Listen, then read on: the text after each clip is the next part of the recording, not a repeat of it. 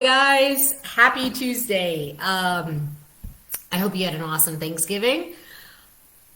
Let's talk about let's talk about what it's like to be an entrepreneur. I'm just going to share this out because it's hilarious. I actually went live and had the setting on only me. So I literally did a live with myself about 8 minutes ago. And it was hilarious because I was like, oh, I guess people are busy. Oh, well. And I continued and I went through the whole live and I actually thought it was really good.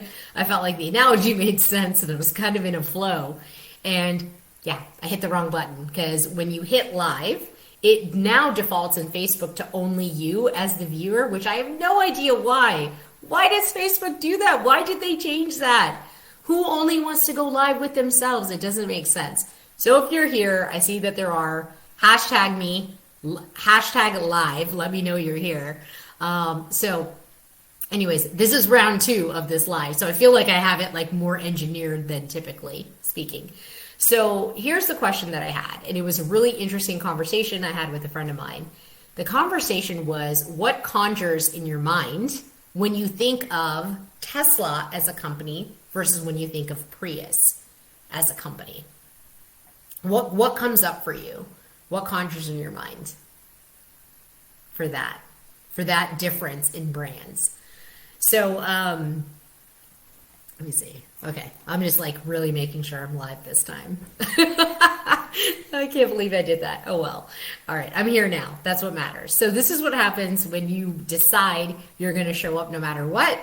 The universe is going to throw random stuff your way and you just have to keep going. So what comes up for me on the difference between a Tesla and a Prius is I think of them in terms of being in the same category. They're both electric cars.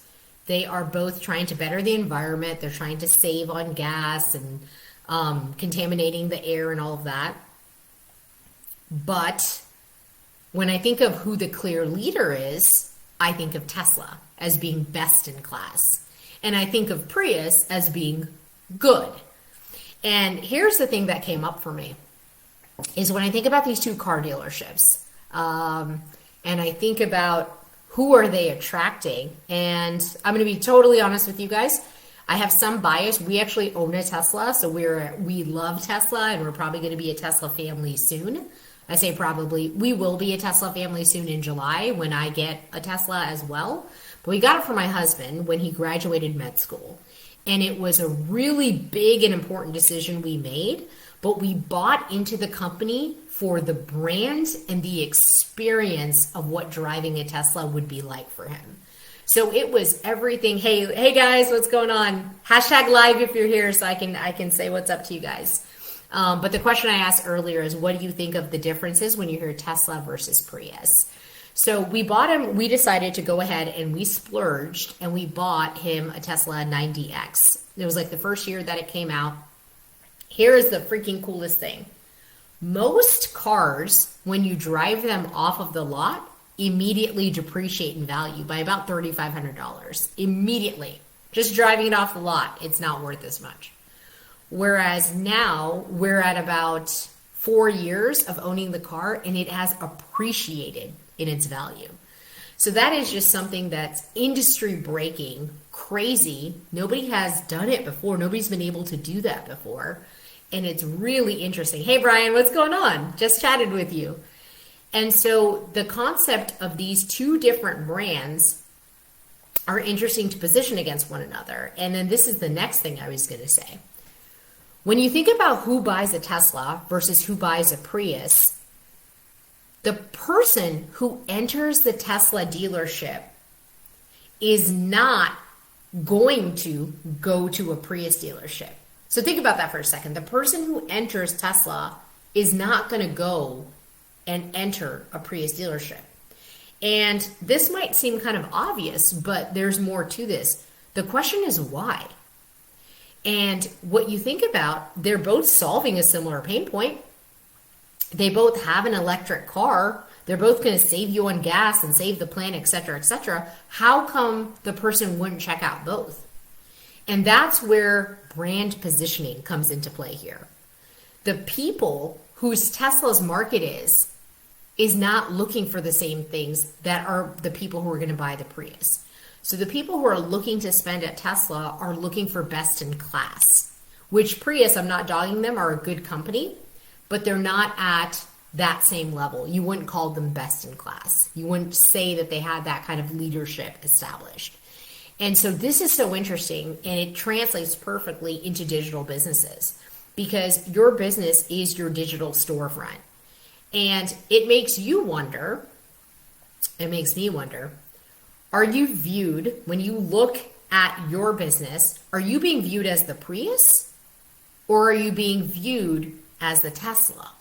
And that further, the next question to that is, if you're being viewed as the Prius and you're attracting those type of conversations, those type of prospects, those type of clients, you're charging what a Prius is charging, which is fair value for a car, not high value for an amazing experience unlike any other. You see the difference?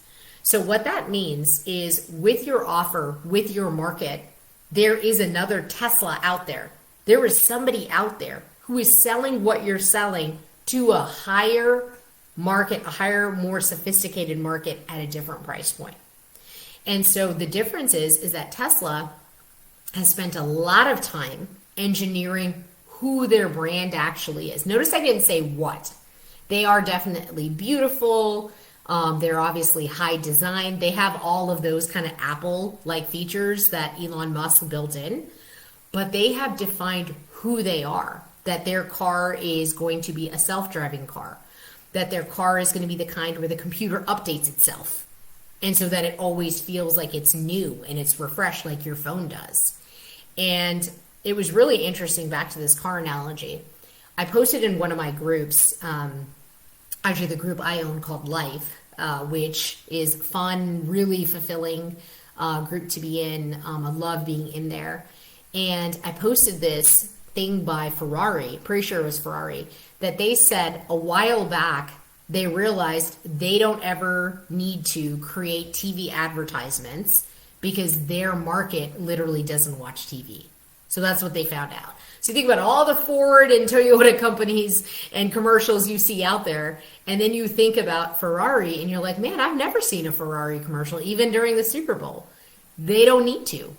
Their avatar, these really rich people who actually buy Ferraris and multiple ones, aren't watching TV.